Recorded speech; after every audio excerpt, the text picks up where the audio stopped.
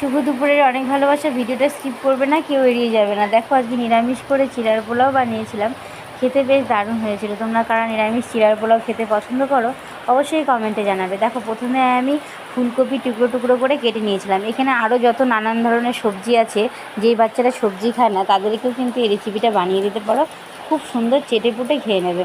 তো দেখো ফুলকপি আলুটাকে আমি সুন্দর করে ভেজে নিয়েছিলাম, তারপরে হালকা জলে চিড়াটাকে ভিজিয়ে তুলে রেখেছিলাম। বেশিক্ষণ ভেজাবে না, তাহলে চিড়াটা বেশি ভিজে গেলে ঝরঝরে পোলাও হবে না।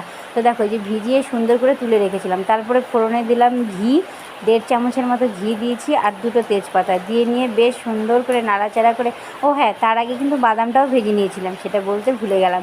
তো যাই হোক, বাদাম ফুলকপি সুন্দর করে ওগুলো আগে আমি তেলে ভেজে নিয়েছিলাম। ভাজার পরে দেখো আমি তুলে রেখে দিয়ে ফোড়নে দিয়ে দেওয়ার পরে চিড়াটাকে দিয়ে দিলাম। যে হলুদ আমি একটুখানি দিয়েছিলাম ফুলকপিতে, তার জন্য এত সুন্দর কালার এসেছে। চাইলে কিশমিশও দিতে পারো। কেমন লাগলো নামানোর আগে চিনি দেবে। টাটা।